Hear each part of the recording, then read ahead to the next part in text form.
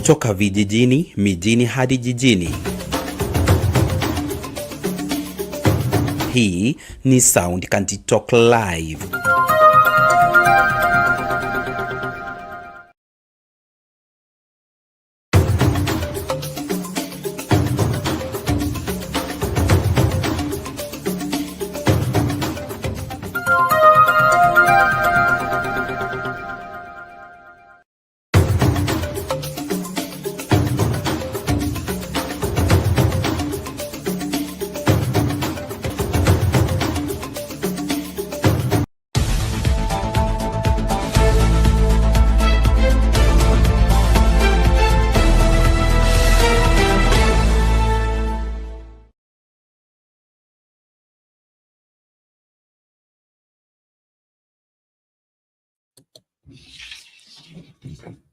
Good evening, ladies and gentlemen. Thank you so much for making time to join us. This is Sound Candid Talk, open forum political discussion show, the show that gives you an opportunity to air what you feel and think about the latest development on our political front.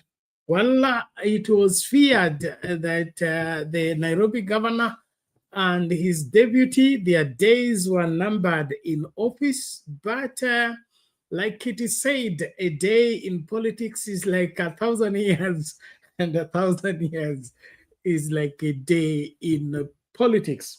Well, it is now confirmed that the impeachment has been shelved, and the governor has been given a month to address all the issues raised by the charges leveled against him in the impeachment, failure to which there will be a revisit of the same.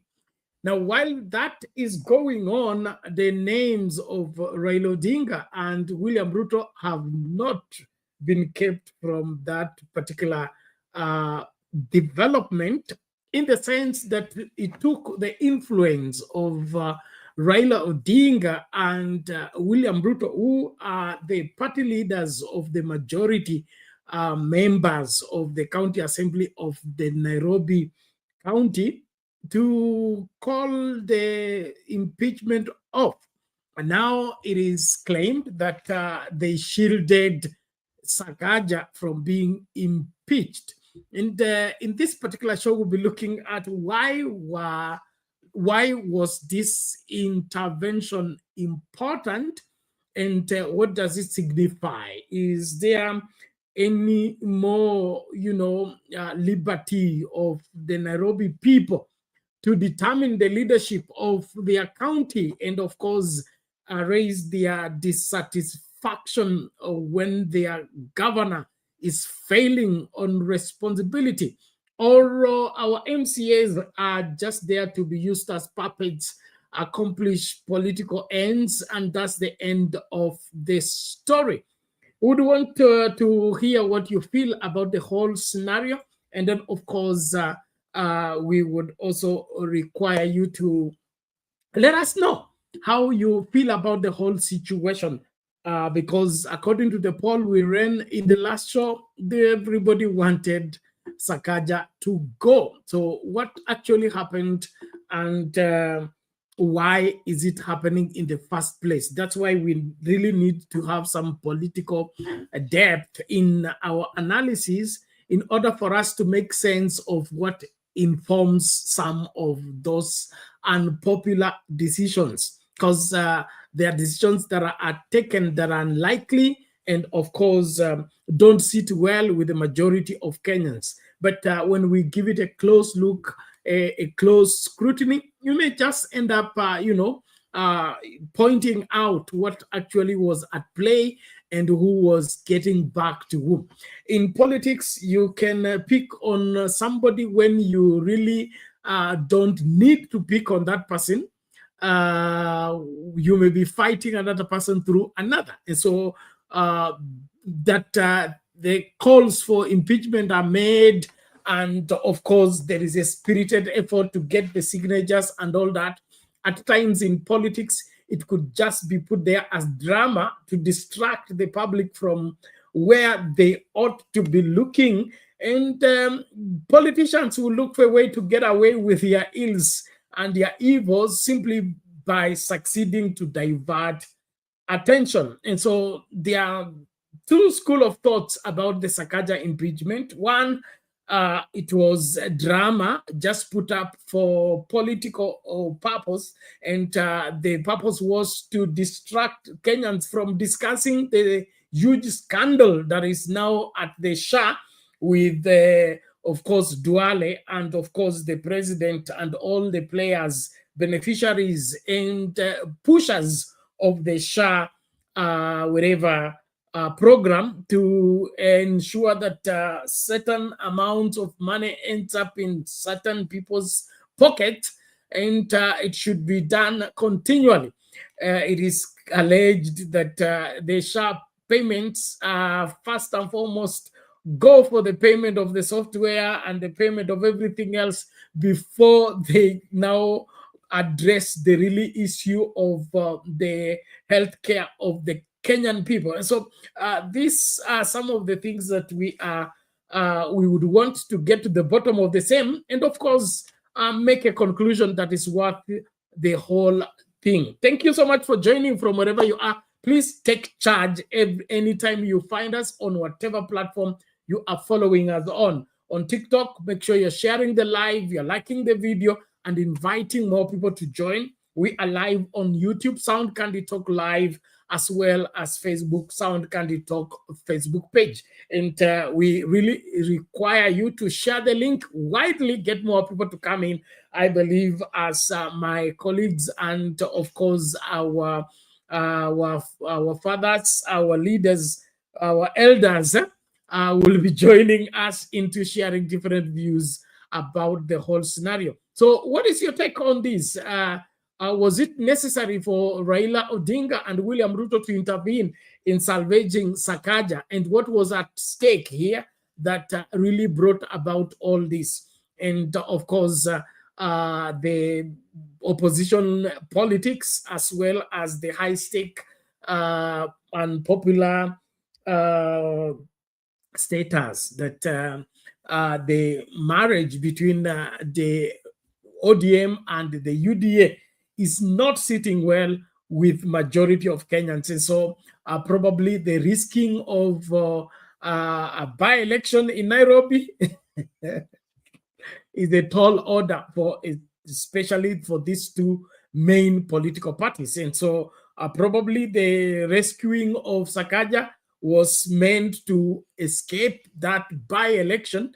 Of course, the humiliation by the spirited effort by Gachagua, the Wamunyoro movement that really wants to have a stake in the running of the affairs of Nairobi. And so many things being said, let's get to the bottom of what should have, what went down, and of course, how in the world can we be protecting corruption and safeguarding perpetuation of incompetence when the population is suffering in such a scenario. And so I would that keeping our emotions aside and of course our political persuasions aside, let's critically look into this. Is this how politics should be done? And can we ever run politics in the interest of the masses and forget about our personal gain and personal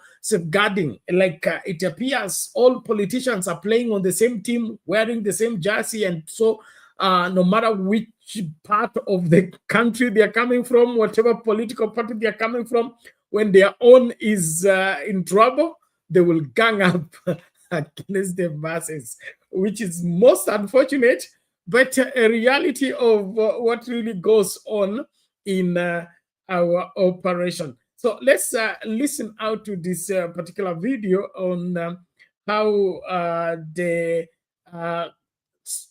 intervention of William Ruto and Raila Odinga brought about the salvation of Sakaja from facing the axe by the Nairobi MCAs. Here we go. We'll be back shortly to break it down. Now, Nairobi Governor Johnson Sakaja has survived an impeachment scare after members of the county assembly from both ODM and UDA shelved plans to remove him from office.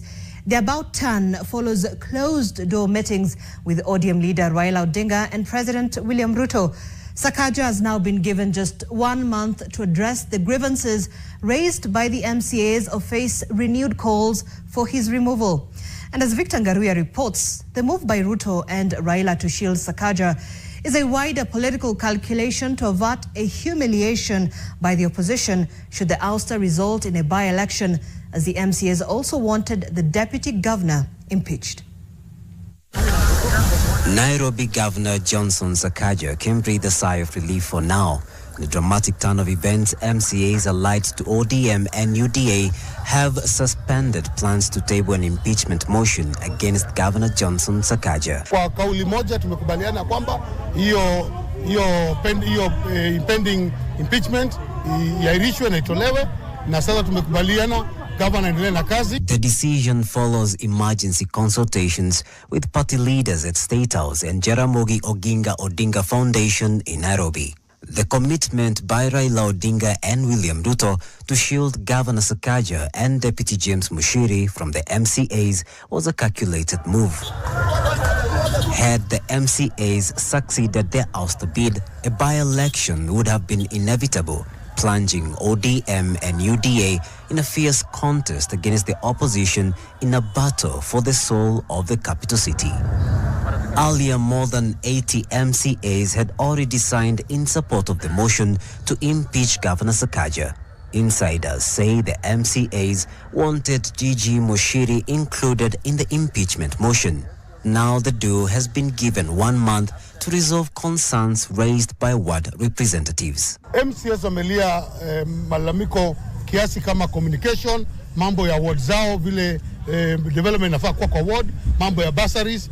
According to ODM officials, the closed-door talks were attended by MCAs from Wiper and Jubilee parties as well.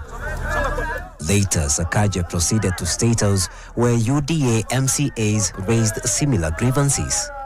President William Ruto urged the party members to give the governor 2 months to fix his administration. The truce adds yet another chapter to Nairobi's turbulent history with impeachment politics. The direct involvement of party leaders underlines just how difficult a test lies ahead for Governor Johnson Sakaja. Nairobi governor slips from the clause of impeachment, but not without the hand of the ODM leader and now accusations on his back. Victor Ngaruya, NTV, at the Jaramogi Oginga Odinga Foundation, Nairobi.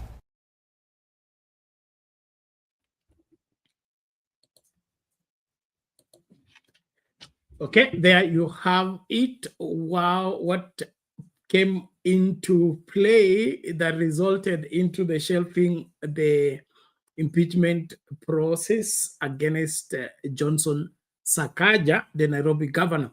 Now, looking at this, like I noted earlier, that politics will always come into play. And of course, they say that in politics, there are no permanent enemies, there are no permanent friends, only permanent interests. And so when such a call is placed, the interests come into play. And then, of course, I notice we are so quick as Kenyans to apportion blame and to rush into conclusion on what came into led into that particular decision. And then, of course, so when you look at the social media and the kind of cartoons and the kind of AI-generated videos are all about money exchanging hands and people being settled so that the impeachment is averted. But I see deeper than this, in my opinion, that this is not just about money exchanging hands. This is about political survival. This is about political dominance. And if there is anything that every politician is afraid of, is an election. yes, as much as they talk tough and want to prove that they are electable and they will be re-elected and things like that, every politician fears elections, and especially impromptu elections that are called without prior preparation. And there is not much time to ensure that their interest and their persuading of the public will be able to work. And so I see the Raila Ruto intervention into the Sakaja situation is not to defend Sakaja's corruption or support Sakaja's corruption, but to avert impromptu election that could result. It has been noted there that the MCAs were not only going for Sakaja, but they also wanted his deputy to go. So both of them to leave office. And what that is spelled out in the constitution is that when there fall a vacancy in the governor's office as well as deputy governor's office, the speaker of the assembly will be acting governor for 60 days. And then, of course, the electoral commission will call for a by-election. And so with the 86 MCAs giving their signatures and wanting that to happen, and of course the ODM and the UDA having a stake in Nairobi, they would not sit back and watch for there to create a vacancy that they are not prepared for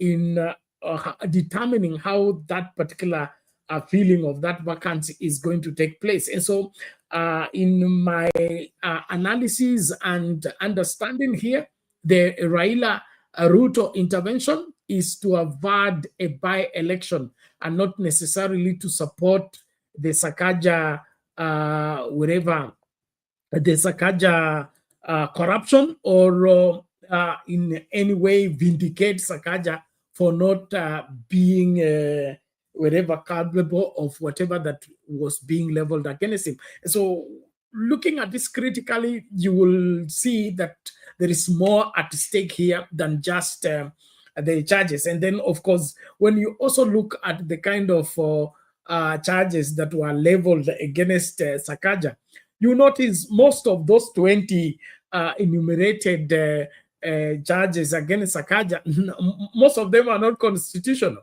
okay? That we should impeach Sakaja because the city is unclean. I mean, it is true the city is not clean, but is that an impeachable offense? And so you will see that even the MCAs and the crafting of that particular entire charge sheet against Sakaja, it was meant to go and be defeated. And that's what I'm saying. There is much drama in our politics right now than sense and than depth. And that, in my opinion, is an embarrassment to the people that have been given the greatest responsibility in the country, but they are playing with that particular responsibility. Instead of them defending the interests of the public, they are busy doing drama and showing off on how incompetent they are, and of course on how disinterested they are in safeguarding the interest of the public. And that is not how things should be done. And so if they wanted Sakaja to go, then they will need to frame up serious violations, serious charges that, when they are read, somebody is shown the door. I will give you the example of how Waititu was impeached. Waititu's judgment, when it was read, the Senate was determined to save him. But when the witnesses took to the dock and questions were leveled and evidence was displaced on how abusing of office and snatching people's land and things like that, everybody would not save Waititu. So you will see from those charges being leveled against Sakaja, you will notice that this is a game. It is not anything serious that is supposed to really shake Sakaja. And so I see that even the president and Raila Odinga and the ODM, the UDA, there is something they are playing here that is not what the public is seeing. And so let us not be quick in running into conclusion. And of course, money exchanging hands or using impeachment to scare the governors so that the governors can release some money to the MCAs is an allegation that is with us, and probably it will stay with us for some time. But I also want to hear what you think. Put in the comment section or use the link, get into the studio. Let's talk and analyze these things for what they are. I'm happy Reverend Lala is here. Lala, how are you?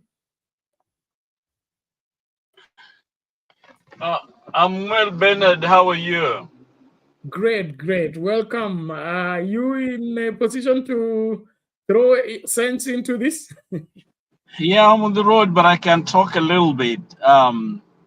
I think I concur with you. I agree almost 100% because last time we talked about this subject, I think it was the Mangati and the Kericho governor and others on the rope. And my challenge was that it seems as if we know how to kuharibu, yani to bring people down, but we don't have a structure there to replace it. So it is just changing one bad to the other because the system is rotten. So it doesn't help trying to bring one down if you don't have a structure to correct the problem. All you're doing is changing one thief for the other, and I think that is the problem. So I think Kenyans must address the problem, and the problem is the governance itself, the structures there, and where the people are mentally. So there's a lot that need to be done. We gotta be very, very clear of what we are trying to do, because what we may be doing is doing a bid for those other thieves because they're already collecting data, for themselves. So when they don't get what they're asking for, then of course they impeach you, and because they know they have the data, when actually they themselves are simply disgruntled. They didn't get what they were looking for. Instead of really looking at the interest of wananchi as the Kenyans, vile the system is structured in a way that these guys are taking advantage of it. So to me, kwangu ni shida is bigger than just removing Sakaja. Sakaja may have very little to do with what is really going on. We may have a lot to do with what's going on, but we don't even know what we are doing. So our job is to right now onekana kazi yetu ni kuharibu. I don't like it naribu. Unaona watoto wakiwa wanacheza and one is building a nice structure, alafu yake inaharibika, alafu anaanza kuharibu everything, anaharibu za zile za mwenzake. And this is exactly what is going on in Kenya. So we got to be very, very careful how we correct a problem, or else we'll have no country, because this can get out of spiral, one, the other up to the end. Because we know that the big government is a problem, a major, major problem. But at least we all have a structure there. So what we need to do is to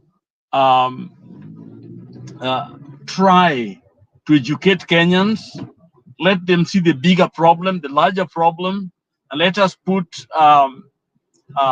the nation ahead of individual interest, and let us clearly, because a lot of things we know, it doesn't take a rocket scientist to teach us what to do. We did it in our cultural setting. If you are in Luya land or Luo land, you want to become a leader or an elder, or yule mzee wa mji, not anybody could occupy those positions. Not any jack and you had to be a man or a woman with impeccable character. Lazima uwe mtu ambao watu wanamheshimu, una wisdom. They had all the yardsticks required to have a great leader. The same system that we use to select a CEO of a major company, whether it's a Coca-Cola or Pepsi, whatever. You look at different facets of this person, and then you all compete, and then the right candidate is selected. Why can't we do that with our election? In other words, we came from a well-structured system, and instead of keeping it, we are trading it for thieves, for something which is open to ridicule and stealing and all that. So to me, I think there's wisdom in not just destroying for the sake of destroying, but there must be wisdom in very constructive engagement when it comes to matters such as election and the constitution. If somebody has a term limit, that is of course the final. But then in the middle, still, yes, you can bring it down, but you bring it down when you are very, very clear what you're doing, not politicizing everything. So that's how I look at it. And I don't think maybe unless somebody convinces me of something else going on, otherwise, maybe Bernard, you have got more detail, more information, but that's the way I look at it. I'm not privileged to know, the details of what really, they were considering. But if it's a criminal matter, then let the judiciary, get involved, than just politicizing using impeachment, which is a political, system to correct a legal problem. Back to you, Bernard. Okay, thank you, Lala. We appreciate that clear and precise. And of course, ladies and gentlemen, as we continue to engage, tafadhali karibisha mtu tumakinike pamoja tunapoangazia masuala haya.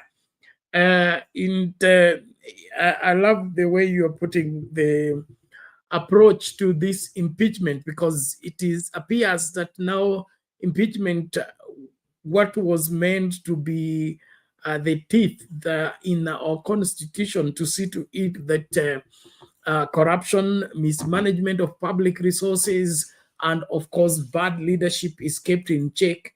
It just been reduced into a scarecrow. Instead of people doing due diligence to see to it that if there is a call for impeachment, there is enough grounds for the same. And of course, they are able to cite what is going wrong by reason of those particular grounds that are being raised on the same. And so the politics of trying to scare people and, using the constitution or a provision of the constitution instead of people deliberately taking responsibility for the job that they have been hired to do as MCAs, to represent the people, to oversight the executive, and then of course legislate. You see that we, the people in the political space, are not taking this particular three major responsibilities of members of county assembly, members of national assembly, members of the Senate, serious enough to come up with an impeachment that is valid and, of course, foolproof, in the sense that it has to sail through because there is enough grounds, and then, of course, it is in the interest of the public. Not so that we scare the governor and then the governor will call us for bonding, for whatever, take us for lunch and give us brown envelopes, and the story ends there. We are the one turning against our own constitution by not making it effective. There is something here by Mufuni. He says, so Kenyans have to tolerate Sakaja's poor leadership to avoid a by-election because Raila and Ruto are scared of defeat. Now, I don't know if that is the case, but like Reverend Lala has said, if there is enough grounds and those grounds are leveled, and then there is a systematic way of ensuring that we get rid of this, and then this one comes in, other than getting the governor out of office, then of course it will be followed by case after case, and then now whatever that was going on while he's in the office will be put on hold. We have had this experience in Nairobi until the county was handed over to Nairobi Metropolitan, and of course ran to some extent effectively that way, but that is not what the constitution envisioned. And so I would that as Kenyans, we are very excited when there is a call to chase somebody from office or to get rid of somebody. But we shouldn't just think of getting rid of that person. We should also think of the consequences of doing that and whether we are able to handle those consequences. I'm not a very good fan of those people who say, let's do the damage, we'll think about the repair later. That attitude, in my opinion, is irresponsible, and it's only, held by those who don't mind that life continues regardless of what happens. And so if we are not pro-life and pro-safeguarding of livelihood, we better not participate into wherever ousting anybody from office. What I'm simply saying is nature abhors vacuum, and the moment there is no leadership, everything will begin to collapse, and the stakes in Nairobi are very high. Remember, the tax collection in Nairobi alone is over 2 billion a day. And so I want you to envision there's no governor, there's no deputy governor, and there is a court case, and things are falling apart. By the time you come back, City Hall will have been sold. And things like that. So, Bernard, I just wanted to emphasize something here. Yes, countries that use, in most countries that use impeaching of the leadership, usually it is almost after there's so much has been done, including court cases. And after that, they say, we can't keep this guy in here, or some major ethical challenges. So what I'm saying here is that, there are other methods that can be used, actually. Some of these MCAs and others bringing charges, they should be able to go to court, call the system if the system is working correctly.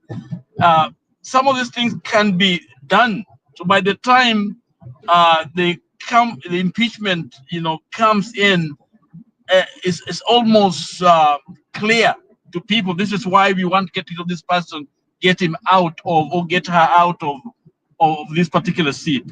So it can't be impeachment the first and the last. There are other ways to correct the problem.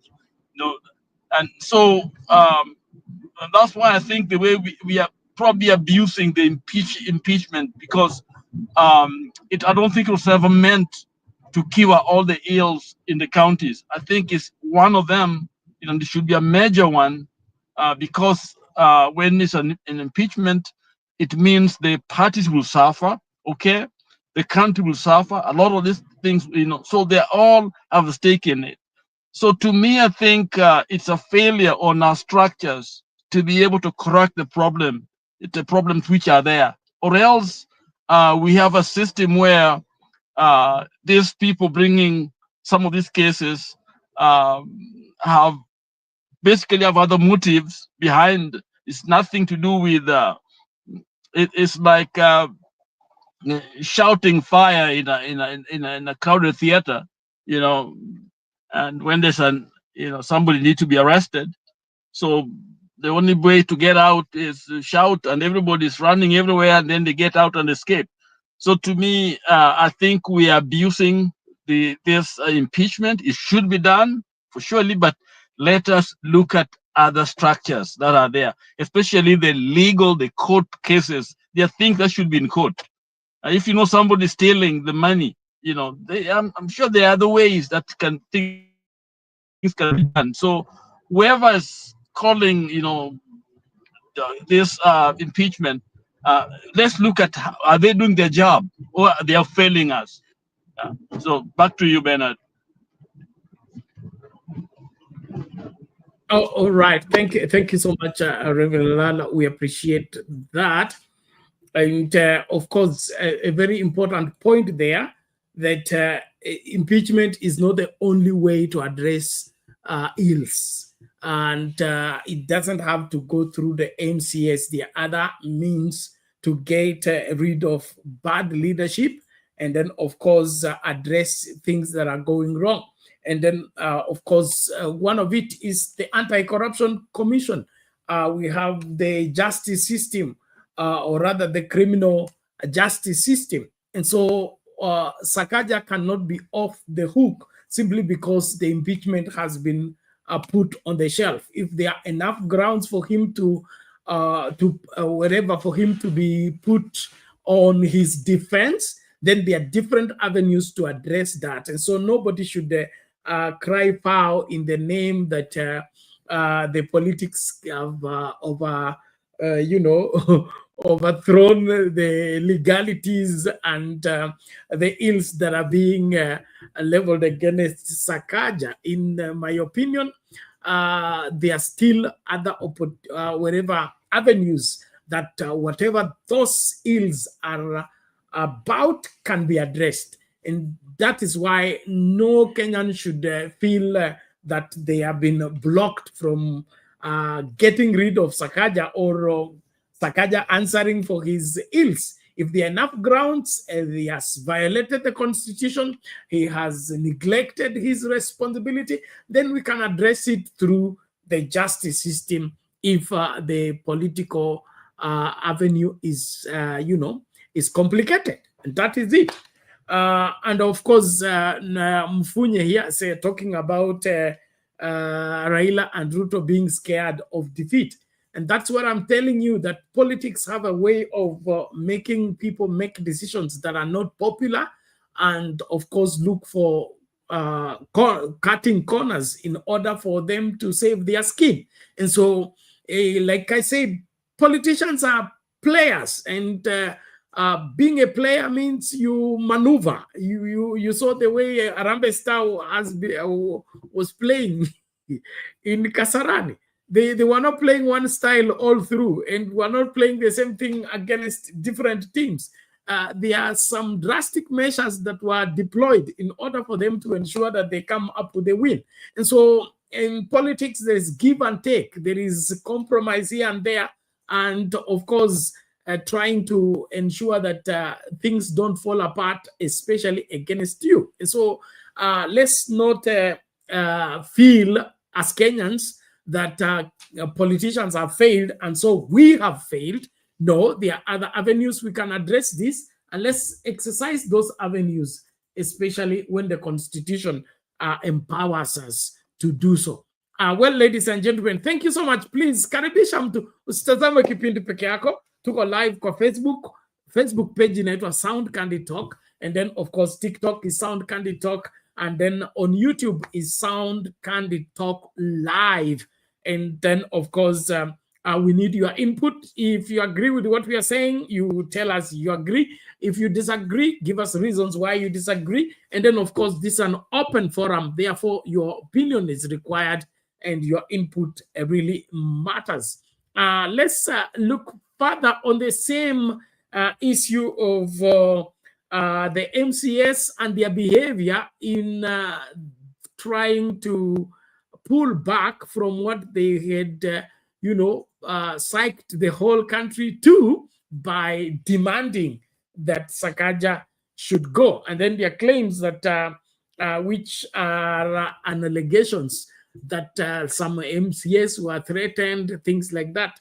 Let's just listen out to this video, and then we look at were there indeed threats, or it is just looking for an scapegoat for being irresponsible and not having a nerve to stand your ground to do what you intended to do from the very beginning. Let's listen out, and then we get back to break that down. And I'm still waiting for Jakidube Undumani and the rest of you. Hata PS wangu leo hajafika, lakini nashukuru. Naomba tafadhali tujitahidi kukaribishana. Thank you those following us on TikTok. Not seeing likes, please like the video. Don't just watch. Asante. Let's hear this, and then we get back to break it down. From Mandera to Nairobi County, where it's reprieve for Nairobi Governor Johnson Sakaja after President William Ruto and ODM leader Raila Odinga convinced Nairobi MCAs to drop the impending impeachment motion that was to be tabled Tuesday. Reports indicate that the two camps, who had been summoned separately by their parties, have given Sakaja at least 60 days to iron out issues raised by the members of the county assembly. However, KTN has learned that the MCAs were informed they would miss out on nominations in the 2027 election should they insist on the impeachment motion. As KTN's Daniel Kariuki now reports, the impeachment motion has been shelved, at least for now. Nairobi Governor Johnson Sakaja has remained a man under siege as members of the County Assembly of Nairobi intensified plans to impeach him Tuesday. But Sakaja could be smiling, at least for now, after President William Ruto and ODM leader Raila Odinga intervened to stop the move. In an apparent attempt to stop the imminent impeachment of Sakaja, MCAs from both coalitions were invited to separate meetings. ODM, who are the majority in the Nairobi County Assembly, met ODM leader Raila Odinga at the Jaramogi Oginga Odinga Foundation, while UDA MCAs confirmed they had been invited at State House in a meeting chaired by President William Ruto. Hakuna hatua kwa sasa kwa sababu tumempatia muda na lazima apewe muda pia kurekebisha. Hatuwezi sema leo atafanya leo. Yesi malaika. Lazima apewe muda kufanya kazi na muda wa kurekebisha. Na tumekubaliana kwa mwezi mmoja, na pia watakuwa na mikutano ya kufanya hapa na pale, ya kufanya informal meetings zao ili kuona yale tumezungumza yamefanywa na ya gani hajafanywa. Though details from the meeting have remained scanty, KTN has learned that President Ruto has taken it upon himself to handle Sakaja's issue and pleaded with the MCAs to allow him 60 days to solve the issues between Sakaja and the county legislators. However, ODM MCAs were pushing for 1 month for the governor to solve the issues raised. Sakaja was in the ODM meeting chaired by Odinga. Akirudia hayo makosa, sasa atabeba mzigo wake mwenyewe. Lakini amekubali kurekebika na amekubali kurekebisha. Na amekubali pia yale ameambiwa, kwa sababu kitu kubwa ni maendeleo. Na maendeleo kama ufanyii watu wako, na Nairobi ikiwa capital city inaangaziwa sana. Kwa hivyo lazima tumpatie support ya kufanya hayo maendeleo. The MCAs were scheduled to table the impeachment motion Tuesday afternoon after 87 MCAs appended their signatures in support of the impeachment motion. We have enough signatures. We passed the threshold. In the 5th minute of collection of signatures, we already had the minimum required 42. We want to ensure that we are not going to take the motion with 42. We are going to take the motion with 100 signatures. We've had an executive that is unresponsive. When you do letters, no response is coming from the executive side. When we allocate budget for bursary, again, the same budget is not realized. However, KTN has learned that from Tuesday's State House meeting, the MCAs were threatened that they would be denied certificates of nomination in the 2027 elections should they not go slow on the impeachment motion. A section of MCAs who spoke to KTN says they have scheduled another meeting with the president Wednesday alongside the embattled governor in efforts to resolve the issues. Will President Ruto and Odinga rescue Sakaja from the impeachment plot? Daniel Kariuki, KTN. Away from Nairobi County, former Bungoma Governor Wycliffe Wangamati and Bomet Governor Hillary. Okay, there you have it. Threats and counter allegations of threats by reason of protecting and ensuring that Sakaja continues. Like I said, what is at play here is politics, and those politics are not a much of safeguarding the welfare of the Kenyan people, but protecting the political interest. I don't think Raila Odinga and William Ruto can stand, or rather are ready for a by-election in Nairobi.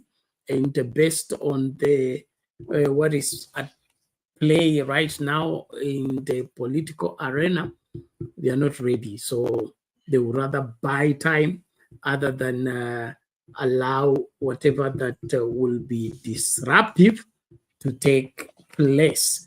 But does that mean Sakaja is off the hook? I don't think so. And whoever wants Sakaja to answer for his ills has different avenues to approach for the same. But having said that, I would also want to raise the issue of MCAs and their responsibility. Coming from a political party or belonging to a political party does not mean that you agree with everything the political party decides, especially when it comes to issues like this, impeachment of a governor or any person in public office. I think the political parties should let the players to take a plea or take a stand which is individual and personal on these particular issues. And so the political parties trying to curtail members of the county assembly not to exercise their constitutional responsibility, to me, is unnecessary, uncalled for, and undemocratic. You know, it's unhealthy. We need to have a healthy democracy, and a healthy democracy means people are given the free will of, deciding how the matter will be addressed. And so this protecting of people in office using political parties and using political party leadership, other than allowing those members to exercise what is their responsibility, is unethical, it's unconstitutional, and should not be put as a precedent. It should not be let to be the norm. No, then let the MCAs take a position and do what they should do. Having said that, I also want to emphasize that when it comes to election, elect people that have their own head, people that have their own stand, and people that are able to stand for the public and the interests of the public, regardless of other whatever interests in the politics.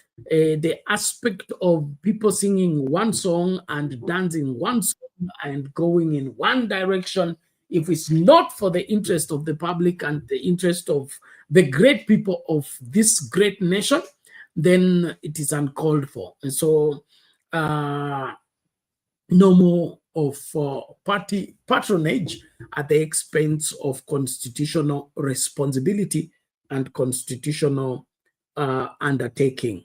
Let us be known for what we believe and stand for.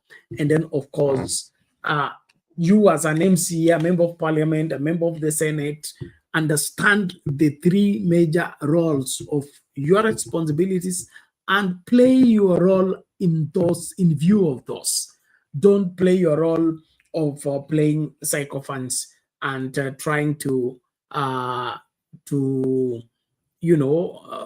be politically correct, legally, wherever illegal, and of course, trying to just do what the party said. If the party says something that is not in the interest of the public, and of course demanding that you compromise your values and your principles, then you have a right to take a walk. You have a right to take a walk. This aspect of people looking helpless because they're in a political party and the political party has taken a stand that is unpopular, and then of course a violation of the law, you don't have to. You don't have to. And so I really would want to lead to see a free county assembly, a free national assembly, a free senate, where people express themselves freely and are free to vote in whatever direction they choose to vote, because they have been sent to be representatives of the Kenyan people, and they are doing whatever they are doing in the interest of the Kenyan people. As we land on that particular issue, before we switch gears, we see a section of members of parliament, especially from ODM in Nairobi, supporting the decision to buy time for Sakaja and give Sakaja a chance to repent, turn around, and do the right thing. Are you in support of the same, or you want Sakaja gone like yesterday? Let us know in the comment section, or you can join the show. The link to use is in the comment section. Click on it, allow StreamYard to configure for you the camera as well as the audio, and then get into this space for us to talk. Let's see the views of the ODM members of parliament in Nairobi on the salvation of Sakaja from impeachment. We'll have the grace to bear that pain. Let's move on now to another story where a section of ODM members of parliament from Nairobi have welcomed the move by Nairobi members of the county assembly to drop the intended plan to impeach Governor Johnson Sakaja, saying the decision will safeguard the stability of the capital. Led by the Nairobi County Chairman George Aladwa, MPs Beatrice Elachi of Dagoretti North, Felix Odiwuor, popularly known as Jalas of Langata, and Women Rep Esther Pasaris, the legislators said the decision by MCAs to abandon the ouster motion was a bold step that puts the interests of the Nairobi residents ahead of politics. Increasingly becoming clear that attempts of removal of elected governors from office by impeachment has become more common, and in many instances by speculative constitutional organs, without realizing when you're in midterm of any election or in midterm of any term of those in elected office, it's very difficult to realize what you would wish to realize. And so it's very critical to destabilize instead of gaining. I just want to thank our leadership, especially our party leadership and the leadership of the broad base, for having intervened on what was going to be a mess for us as a country. Nairobi has had many challenges before. Remember when Sonko was impeached, we had a lot of problems within Nairobi, and as the leaders of Nairobi, we want service delivery. That the governor has to actually have a wake-up call. The Parliamentary Committee on... Okay, there you have it. Wanasema momba ngoma uvuta kwake. Kwa hivyo wabunge wa ODM wanasema kuna haja ya kuleta tafaruku katika kubadilisha uongozi wa Nairobi katikati ya mechi. Wanasema waache mambo jinsi yalivyo. Sakaja apewe nafasi ya kujiokoa, ya kujinusuru. Akipoteza basi au pia watasaidia kumuondoa.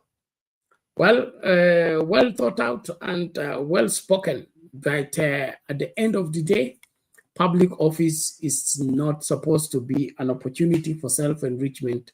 It's supposed to be an opportunity for serving the public and, of course, making life better. The people in public office, especially the governors, needs to have that reminder that reminder behind their mind every day of their life, to understand that being in public office doesn't make you a boss. Being in public office doesn't make you a god. Being in public office makes you a servant of the people.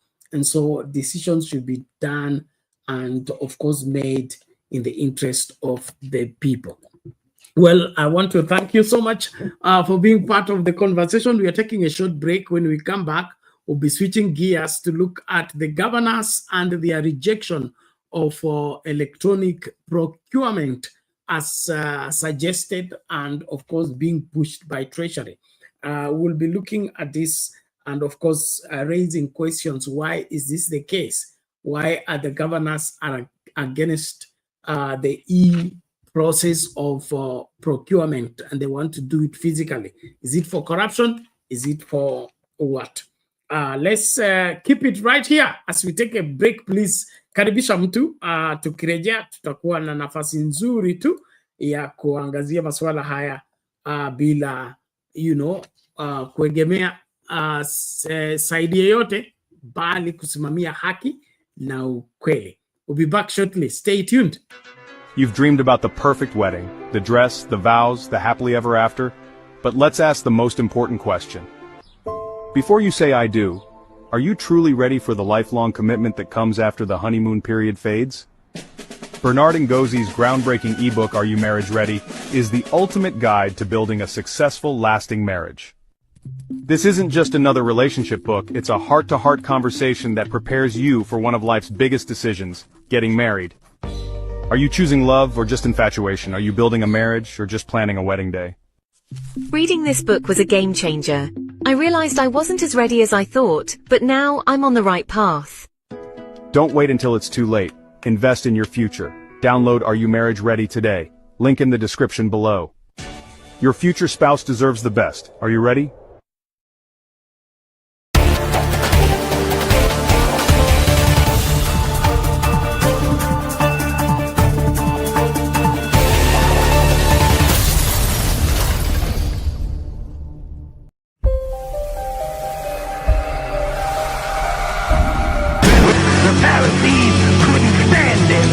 They found out they couldn't stop him. Pilate couldn't find any fault in him. Terror couldn't kill him. Death couldn't hang him. And the grave couldn't hold him. Yeah! That's my king. That's my king. Hallelujah, yes, we are naga.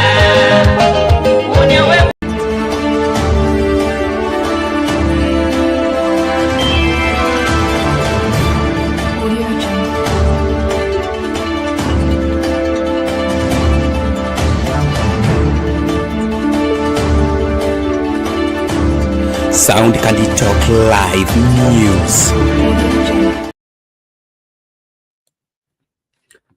Welcome back, ladies and gentlemen. Thank you so much for being part of the great conversation on Sound Candy Talk.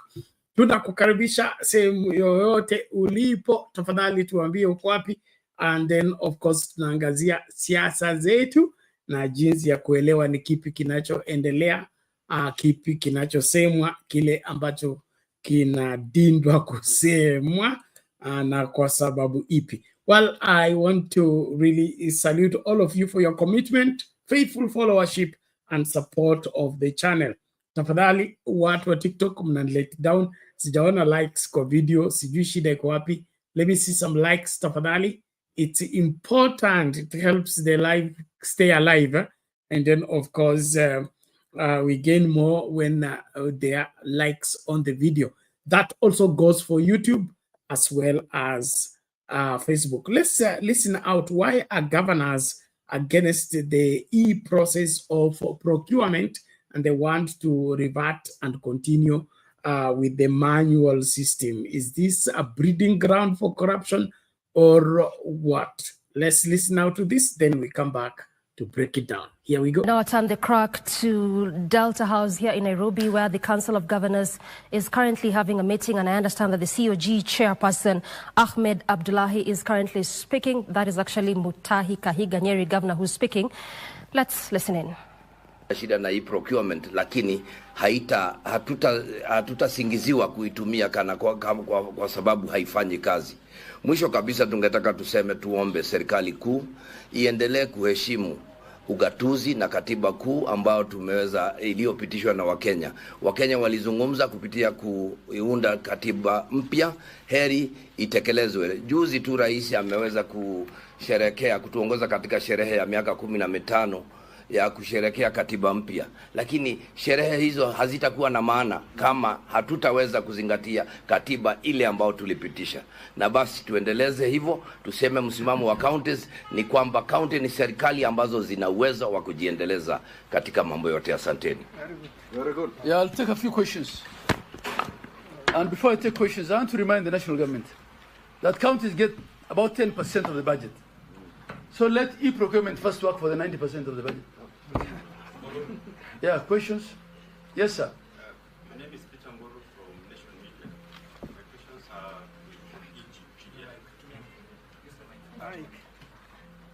are so I have two questions on the issue of EGP. So first is just an understanding of what has been happening with matters public procurement in counties, because now we are 2 months down the line into the new financial year. So how have counties been functioning? What are the affected services? And what is the budget size that is attached to procurement issues? That is number one. Number two, Treasury last week had said by today, that is Monday, there will be 31 counties whose budget documents would be on the EGP. Has that happened? And what is the progress of that line? Now, on the implementation of the budget, you reckon that usually the first 3 months of the year are pretty slow, not for any other reason, but because of finalization of DORA and CARA, which is the Division of Revenue Act, the one that splits the money vertically between national and counties, and then CARA, the County Allocation of Revenue Act, which splits horizontally. Because those acts also sometimes change the percentage of money that goes to the assembly vis-a-vis the executive. A lot of counties have now finalized their budget and have taken to the controller. And usually the month of September is a catch-up month to try and spend money so that the quota doesn't get wasted. These are inherent challenges in the budgeting process. They are not as a result of the executive, because the executive, even after it suggests and proposes its budget to the county assembly, we still have to wait for national processes to be completed. So that's what's happening now. In Kiambu, we've had in this meeting now, the 123 health facilities are averaging less than 20% in pharmaceutical supplies, and they can't order. In some counties that support farmers with seeds before the rainy season, governors are saying if you don't buy these seeds in the next 2 weeks, we'll have lost our crop for that season. And we've tried to raise these things and say, look here, we have no problem with anything that enhances accountability. Because usually that's the card they usually play. Oh, you are resisting this because you don't want accountability. Accountability is not only for county governments. Accountability is for all of us. Under the guise of accountability, you cannot shove down our throats a system that doesn't work and freeze operations in counties. That's what we are saying. I hope I've answered your question. Yes, yes. Leto. Yes, Treasury Cabinet Secretary John Badi is following this press conference live. And I'm seeing he's asking, why did you accept IFMIS and you don't want to... The question, yeah. Good question. Good. I knew he was going to ask that question. First of all, it's not that IFMIS has no problems. And IFMIS was there for the national government before. This is a system that's been piloted. He cannot do it through threats and intimidation and not solve the issues. Leto, you are a smart man. When a new system is being implemented, there are basics, right? There is a piloting of that system so that you can troubleshoot any problems that you face along the way. There is capacity building and training. there is parallel runs. I'll give you an example. They tried to implement a new system called Human Resource Information System in September of 2024. It couldn't work. And the average county had about 3 weeks of delay in paying salaries at the time. They pulled it back, fixed the software, and they went live on it in December of 2024. If this thing was working seamlessly, we would not even be having this conversation. And by the way, even as we speak in counties today, there is a system called the STEP by the World Bank. It's a procurement system for all World Bank projects. And it is working. And it's an e-procurement system. So this business of him saying that we intend to remove and plug papers out of manual, and procurement files or whatever. Why does everyone want to look good at the expense of counties? Why does everyone want to look like they're working at the expense of counties? And I put a question to Mbadi. You say he's watching this clip, this press conference. The other day at the DPF, I asked him a question.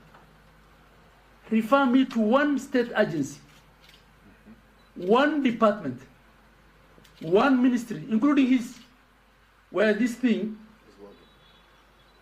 has been adopted seamlessly and it's working.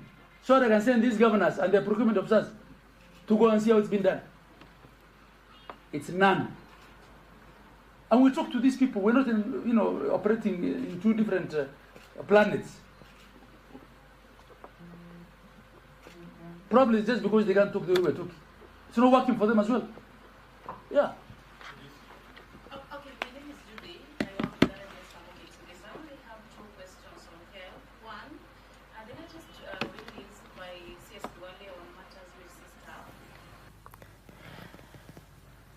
Council of Governors Chairperson and Wajir Governor, that is Ahmed Abdullahi, just there addressing on various issues ailing the counties, I should say, including the healthcare in the counties. This is in relation to the absorption of UHC staff, which is supposed to begin today, as was directed by the Cabinet Secretary for Health, Aden Duale, as well as the matters on e-procurement, which the President equally spoke to and said that they are not retreating back as a government and that all ministries as well as agencies need to onboard on this e-procurement. It's something that our very own Timothy Kipnusu is currently on, and momentarily he'll be just giving us a little report of how this transpired and which other issues that the COG equally addressed.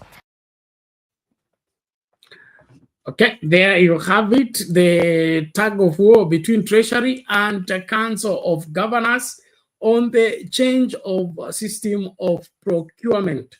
The Treasury is insisting that everything should go online and be transacted electronically, while the governors are saying those systems that we are being given to function with are not even in themselves functioning. They are causing delay and, of course, hampering delivery of services by the county governments.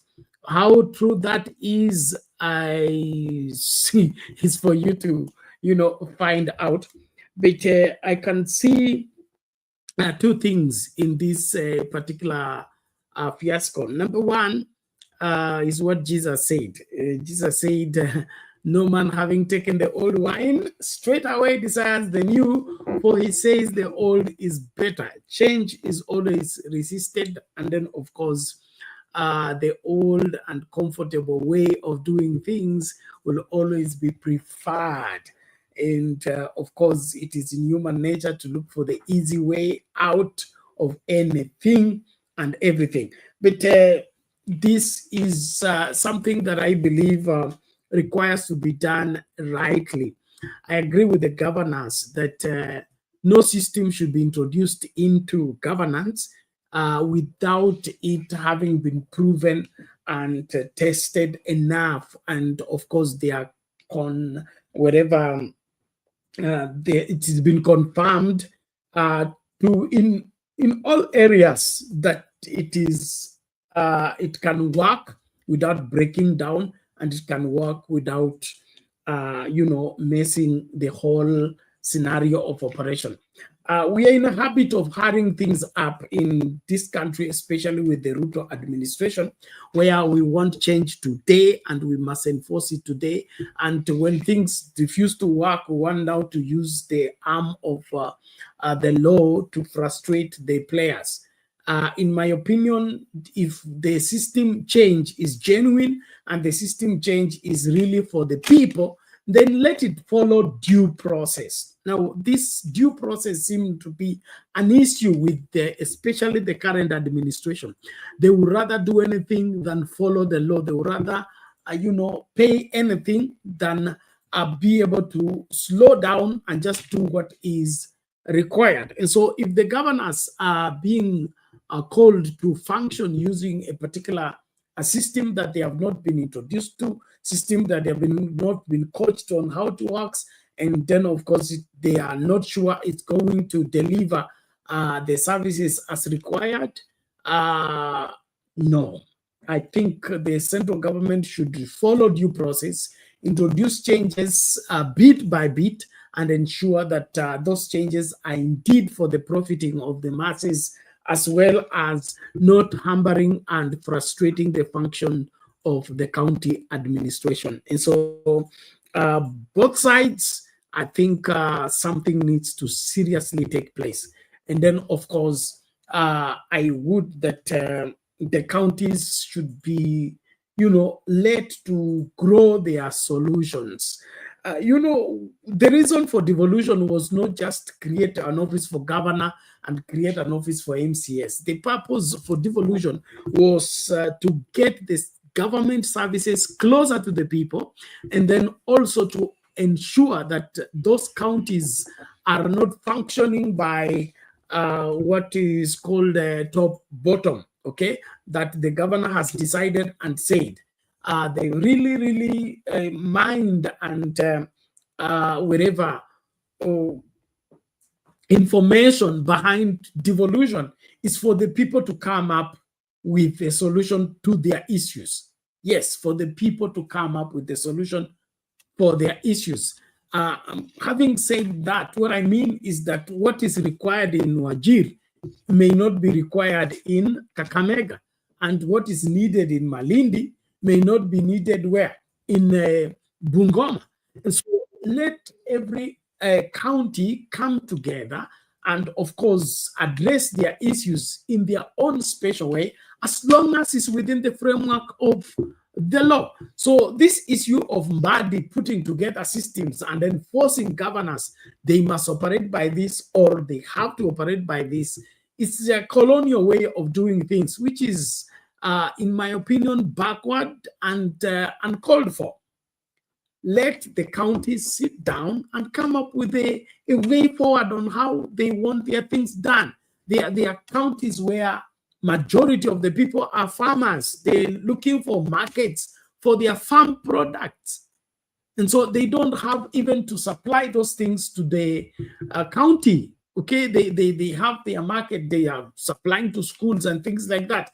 The only frustration is that there is no road to pick whatever that they are producing in the farm and take it to the market. And so as governor, instead of you fighting over a system and way of procurement, facilitate the farm products to get to the market.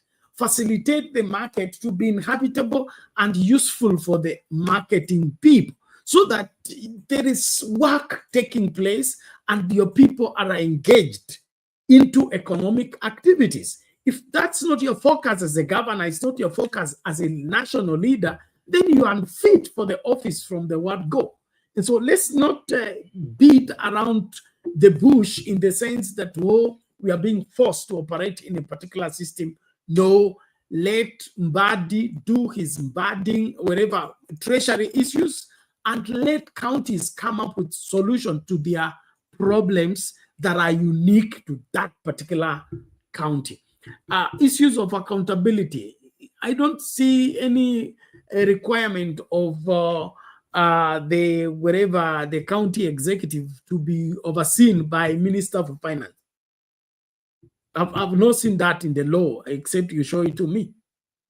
That is the Minister for Finance. Let him focus on ensuring that he's coming up with policies that enhance the whatever expansion and growth of our economy, not to try and micromanage counties and wanting to, follow the money that is sending to the counties.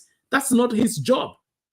The Auditor General should do that, and the other players. And so what is this about changing the system of operation into something new that has not been tested, and then you're forcing the people to do it? What do you have into this new system that you want to, make everybody bow to and make everybody adhere to the same? There's something fishy about this entire scenario altogether. And so as Kenyans, we should raise these questions and demand proper answers. The games being played by the ruling class are annoying and becoming, and of course we can't tolerate them anymore. And so as Kenyans, let's reject anything that has not been proved, anything that has not been tested and seen to be working in the interest of the masses. The hypocrisy and pretense that is being displayed by the current administration is alarming, and nobody should be able to buy into such. I'm not for the idea of all the money coming into one place. The interference of e-citizen and wanting all the monies to be paid to e-citizen is something that makes even accountability impossible. And that's why I'm looking at this as a hypocrisy. When it comes to national government, you want all the money channeled to e-citizen, not for it to go anywhere else. And then now you want to follow the counties that no contract will be signed or will be entered into except there is this specific person, and of course given to this specific issue, and that this micromanaging needs to stop. Interfering with the county operations needs to stop. Let the people use their brains, come up with solutions to their issues. That's what the constitution requires. That is what the county government should do. That is what the national government should do. This other aspect of wanting to be everywhere, your fingers and everything, I mean, no. That's not the reason why you're a governor. That's not the reason why you are a president. And so the governor should dig in and reject anything that has not been proven and has not been tested. And then, of course, issues of accountability, that's why they are.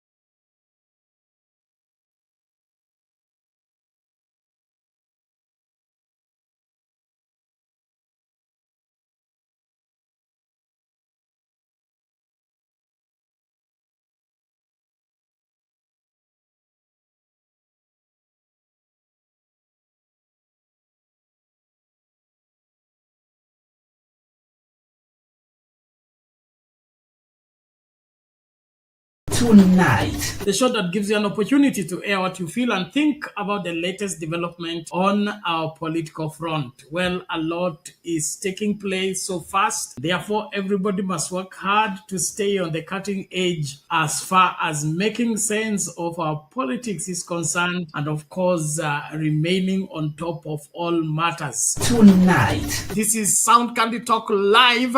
72 people have cast their vote already, and only 42 have liked the video. Justified. So from the look of things, the majority of Kenyans think the government need to up their. Glad to report we are back on the main channel as well, and therefore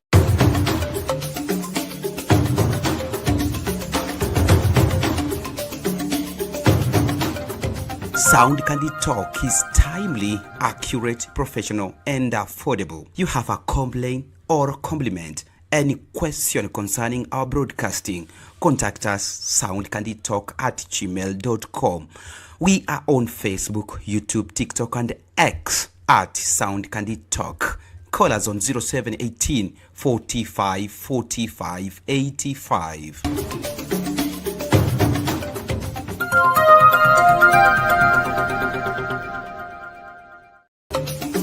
At Sound Candid Talk, we help your event, trainings, shows, and so more to the world through internet broadcasting in UHD. We provide from 1 to several camera setups and integrate graphics to live in your live streams. For more information, contact us through +2547 18454585 or email at soundcandidtalk@gmail.com. Reach on us today.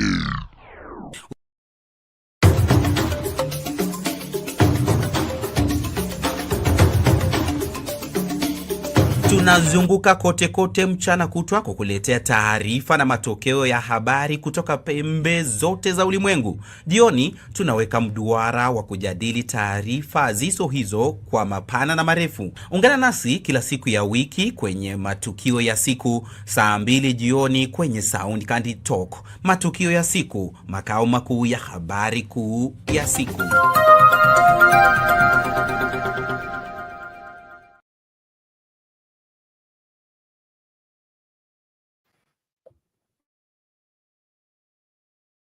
Thank you so much for being here. Please confirm if you're able to get me. I can see my microphone is working. In case there is an issue, let me know. Thank you. Well, as we were saying, the process of the national government interfering with the county government is a question that needs to be concluded once and for all. William Ruto and team should know that the distinction between county government and national government are constitutional. They should remove their hand from county government and trying to monitor the county government. The county government has and should have its mechanisms of ensuring that they are doing what they are required to do the right way according to the law. And then, of course, if there is any mismanagement or misappropriation of public funds, then the national government has organs to address that. But the aspect of the Treasury trying to send money to the county and then follow that money to the county and try to ensure that that money is given to specific projects for specific reasons, specific individuals, specific companies, that is not their job. And somebody and team should stay at Treasury, ensure there is enough money sent to the counties. But going to procure systems and enforcing the county government that they have to use those systems, that in my understanding is uncalled for, unnecessary, and of course it should be resisted because somebody wants to micromanage counties, which is unconstitutional and should not be happening at all. So let people be content where they are and of course function effectively in those offices. Ruto wachana na counties. Counties ziko na governor, ziko na MCAs, na governor ako na cabinet. Kuna vile counties zinapaswa kufanya kazi na kwa ushirikiano na central government. Lakini masuala ya kulazimisha kwamba software fulani itumike kwa county ili ndio wizi usifanyike na hiyo masuala mengine. Hakuna mwizi ambaye ni mwizi kabla hajaiba. Yes, kabla kisheria sasa, nazungumza kuhusu kisheria. So haya masuala ya serikali ya juu kufikiria kwamba kila mtu anaiba na wasipofanya hivi itaibwa and all that ni suspicious. Yes, inakufanya unakuwa suspect. Either mwizi ni wewe ama unatafuta wa kuibia, na hiyo haifai kabisa. So wacha county government ifanye kazi yake. Kama kuna swala, DCI itaingilia, NIS iko na information, and then of course their legal justice system that is effective and working in Kenya. So let that be addressed then. But this, preconceived ideas that if we allow these people to procure, I remember there was a time we were having a satellite, what's it called, satellite crusades by a preacher was coming from America, I guess. And so he was doing satellite crusades within Nairobi, Eastlands, Westlands, and things like that. And so I remember us going to this planning committee, and the committee that was in charge of the whole crusade program said that if we, as pastors and of course leaders of various sections for the satellite, that's Eastlands and all that, he say if we are given the money, we will fight, and maybe the work will not be done. So the treasurer and the head leaders of that particular program said they will entertain budgets from us, meaning if we want to do posters, how much do we need? Want to do this, how much do we need? How much to do this? So that they pay the supplier directly other than giving us the money. And I can't forget this particular pastor who stood up and said, if you called us here for a meeting, let's have a meeting. And if you are not trusting us with the money, just forget it. He says God has already entrusted with the souls of people, and you want to use your money to try and manipulate us into accepting that we cannot be trusted. And I remember his point, and that's what I'm saying. If the Constitution says county government should take care of the resources given to them, let the Constitution keep them in check. Let the Constitution keep them on the right track. The national government should also stay and do what is required in terms of managing what falls in their side, not for them to interfere with the functions of the various parts of the county administration. Now, of course, there is also the issue of healthcare, like you heard the governor there talking about agriculture and things like that. All this is complaints being leveled because of delay of release of funds from the national government to the counties. You have not been successful in delivering money to the, to the counties, and then you're on the forefront of trying to micromanage the little that the counties are having in the name that they must use this system, they must transact through this system. It is uncalled for, unnecessary, and I would want to invite all members of the county assembly and all members of the National Assembly to scrutinize and look into these matters. There are some selfish laws and selfish bylaws that we are trying to enforce, which are unconstitutional. So let's revisit and relook into this entire thing so that we chart the way forward based on accurate information. From where I sit, the national government should remove the hand from the county government and vice versa. And the county government needs to be accountable. And accountability simply means answerable to the authority. So don't, end up being enslaved in the process of looking on how to be accountable. Ladies and gentlemen, time is running. But before we call it a day, I would want to look at the other twist of this entire thing. And then, of course, it's about the healthcare situation in the country by, the whatever proposition. And then, of course, and the hiccups that it is experiencing, and, of course, the displeasure of Kenyans on the same. And one of the things that has really, made me very not so happy is in the way that William Ruto is talking about is talking about the whole SHA issue. I had him the other day saying that he will pay for 1 million Kenyans to get and, of course, enjoy the services of the SHA movement. Now, I'm not against Ruto paying for 1 million Kenyans. I just want to remind him that Kenya has over 55 million people. Over 55 million people. So if the government pays for 1 million people, who pays for the remaining 53 million? You will answer me that one. Does he have a program that will pay for the remaining 54 million that were not captured in his 1 million. This is very frustrating from where I sit.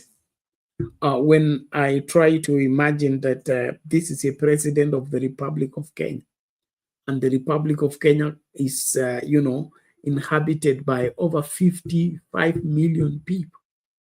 And the president, in his entire capacity as president and in his right mind in presenting case before journalists, he says that SHA is working and he will pay 1 million for 1 million Kenyans to join SHA and receive the services of SHA.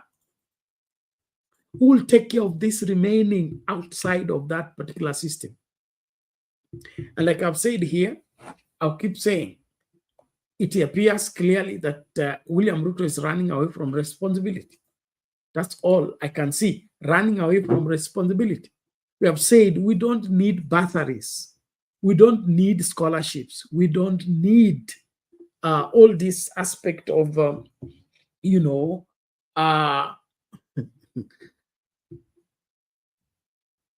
so and so should go and see so and so, so that they arrange something to take place. We don't need all that. What is needed for healthcare to function, Ministry of Health to function, is competent doctors, competent nurses, well-built hospitals, multiplied hospitals close to the residence of the people, and then supply enough medicine in all those medical centers. So instead of you contributing 500 for 1 million people, just buy drugs, put in the hospital, and tell Kenyans when you fall sick, go to hospital. When they go to hospital, they get a doctor, they get a nurse, they get medicine. That is how to take care of Kenyans. It's not handing them to put them on some God knows what healthcare system, and then you now want to pretend that you are paying for 1 million when 54 million are going free. So what kind of thinking is this that is thinking 1 million when we have 55 million? It simply means these people are not serious about governing this country. They are not serious about safeguarding the interests of the masses. All they are up to is when will their salary come and how well are they cheating the public to believe that they are for the public when they are not actually not for the public at all. And so it's frustrating from the word go that a whole president is bragging about paying for 1 million people when we have 54 million that God knows how they get their medication. This is not how things should be done. And so as we continue to look into these issues, please, let's ensure that we are standing for what is valid. And so from the word go, Ruto is not impressing me at all about the SHA thing, whether the SHA is working or not. If the government is only paying for 1 million people and the rest were jipange, we didn't even need to change from NHF to SHA. And so the SHA thing may just eventually collapse. And so let's wake up and do the right thing. I really want to salute all of you for being so faithful and committed to following the broadcast. And whatever you've had that is good, add it yourself. Whatever you've had that you think is problematic, bring it up. Let's discuss it. But at the end of the day, let's have Kenya for all Kenyans. And of course, Kenya that is prosperous and focused on a great future by reason of deployment of great policies that are pro the people and pro the development of the entirety of the nation. For governors and other leaders at different places, please take serious your responsibility and act in the interests of the people. If you are a governor and you don't know how many people you have in your county, you are unfit to be in that office. If you are a governor and you don't know how many hospitals are in your constituents, you are sick, you need help. If you are a governor and you don't know how many nursery schools are available, how many dispensaries are available, you are drawing salary for nothing. And so let's take serious the responsibility of being leaders, national leaders for that matter, and act in the interests of the majority of the people. William Ruto, stop talking to us about 1 million. Stop talking to us about even 50 million. Each and every Kenyan must have direct and free access to quality healthcare, quality education, and of course, quality food security. Those are the three main pillars that makes you president and needs you to be president. But if you're ignoring these three, and it doesn't matter what else you do, it doesn't make any difference anywhere. So let's holistically address these issues. William Ruto should not allow his head to hit the pillow until he is worried about the 55 million Kenyans and what to do to ensure that Kenyans are employed in a dignified manner and Kenyans are earning an income by reason of what? Deploying of their energy and their strength. Not for you to hurt people and stop them from doing one or two things. In my opinion, William Ruto, you have got so many things on your hands. Stop interfering with counties. Stop trying to micromanage the county funds and let the governors and their team work with the money that they have been allocated to, and they will give an account for each and every penny that has been spent. Otherwise, ladies and gentlemen, I must call it a night from there. One, because mmekataa kuja studio tukaongea maswala haya, and mbili, labda sikutaka kuanzisha swala ambalo sitalimaliza. Cha muhimu hapa tukue vigilant, tutetee katiba na tutetee haki ya kila Mkenya. Kuwa Mkenya ambaye ni mzalendo, Mkenya ambaye ni mwaminifu, Mkenya ambaye atasimamia haki hata ya wale ambao hawezi kujitetea, wale ambao hawezi kuongea, wale ambao hawezi kupata sauti yao. Ni muhimu wewe ukuwe mstari wa mbele kuhakikisha kwamba vitu zinakwenda sawa sawa. Na kila kitu kikwenda sawa sawa, kila mtu atakuwa mahali ambapo panafaa. Lakini chochote ambacho kinakwenda mrama, sisi hao ndio tunapaswa kufanya nini? Kukirekebisha na kukosoa hata serikali wakati mambo haendi vile yanapaswa kwenda. Ningependa kuwashukuru tu sana, na naomba tuendelee kushare video, like video, and then subscribe kama huja subscribe, kuwa member wa Sound Candy Talk ili tukakue pamoja tukijifunza na kujua yote ambayo tunapaswa kuyajua, ili tusiwe tumebaki nyuma kwa lolote lile. Na wewe ndiye ambaye tunakutegemea kutupatia habari jinsi mambo yalivyo kwa kaunti yako, jinsi mambo yalivyo katika mji kunaokaa, na ni vipi ambavyo tutafanya ili inji ikasonge mbele. God bless you. Thank you so much for being part and parcel of this. Let's meet in the next program. I salute each one of you. Tukutane tutakapokutana. Asante sana.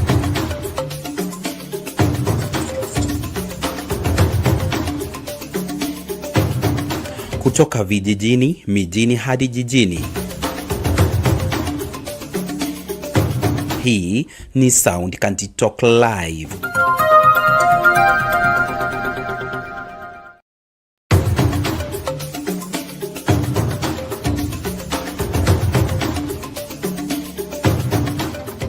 Sound Candy Talk is timely, accurate, professional, and affordable. You have a complaint or a compliment, any question concerning our broadcasting, contact us soundcandytalk@gmail.com. We are on Facebook, YouTube, TikTok, and X at Sound Candy Talk. Call us on 0718 45 45 85.